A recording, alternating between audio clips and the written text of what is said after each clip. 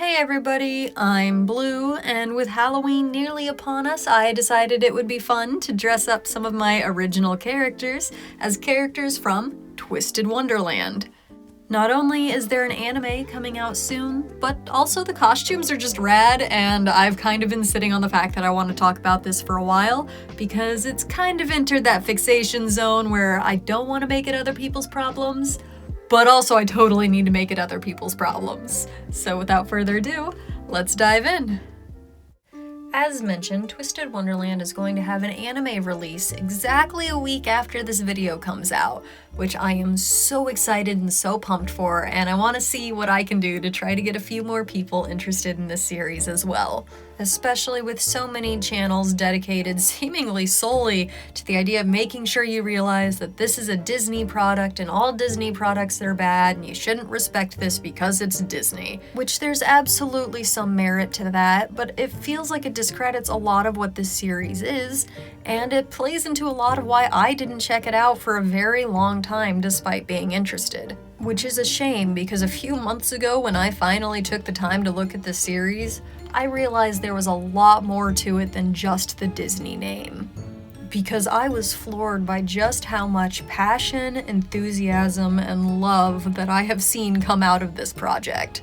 Where it started as a mobile game, and a gacha mobile game at that, it has evolved into so many different mediums. It's mangas, light novels, a boy band, like a digital 3D performance boy band. Like, it's hard to imagine what the series isn't at this point. Well, I guess for now, it isn't an anime, but they're gonna change that here soon. But they took this concept, which is essentially, what if we made the Disney villains hot? And completely warped it into something that is not only interesting, but surprisingly deep at times. Because where the guiding concept is, what if we did the Disney villains but put them in a school? They managed to do a lot more with the concept. As anybody with an original character that was once inspired by a different character will attest, you take a couple of traits that you really like, you put them in a new form, you put them in a new setting, and before long, your very easily recognizable as copyright infringement character becomes their own living vessel, and that is definitely what happened with these characters.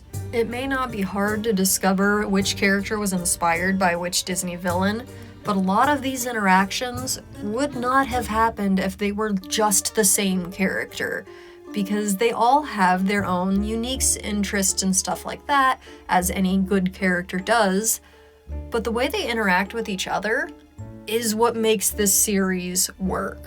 Because this is in a school setting. So where, yes, Ursula, Flotsam, and Jetsam are all good chums, they're good acquaintances with each other, that doesn't determine how they interact with their classmates. So what happens when you put Ursula and Jafar side by side? They definitely don't get along, I can tell you that much. And that's just it, the series works so well as fanfiction fodder. They leave enough inspiration for people to run away with and do with what they want, while also giving you enough to be satisfied with these stories. There are some beats in the story that are so good and so interesting, and wouldn't have happened if it wasn't for them changing it to this type of a setting. And with so many different versions and variations and things out there related to this series, I genuinely think the anime is going to be such a good stepping on point. And where admittedly where it starts is not my favorite part of the series, I do think it's going to be very good for newcomers to just have a solid source to figure out these characters and figure out who they like best. And maybe then check out the vignettes. If you find a character that you're like, I think they're interesting and want to learn more about them, do it. I promise you, there's so many different characters, nuances that you just learn by watching more and more of these vignettes and little side stories. It's addicting, and yes, it has become a problem as I now have a whole library in my head of a character connection chart that I did not need to have running around up there. Something else from this series that's currently living in my brain rent-free is the soundtrack. If you need anything to help you lock in and really focus on whatever you're working on, I think this soundtrack is inarguably one of the best for it. It's been going for so long that there's so many tracks that it can get you through just about any project without you having to look up from it and change the songs yourself.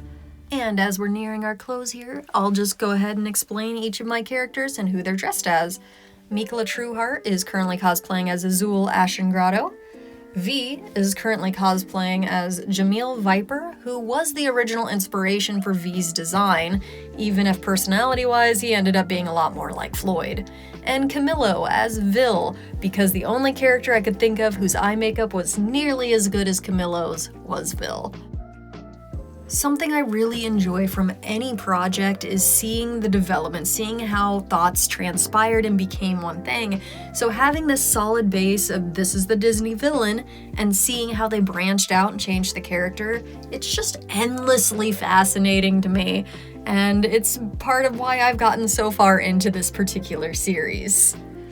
But how about you? Had you ever heard of Twisted Wonderland before? Did you know there was an anime coming out? Let me know in the comments down below, and please just agree with me that Jamil Viper is best boy. And until next week, I will see you later.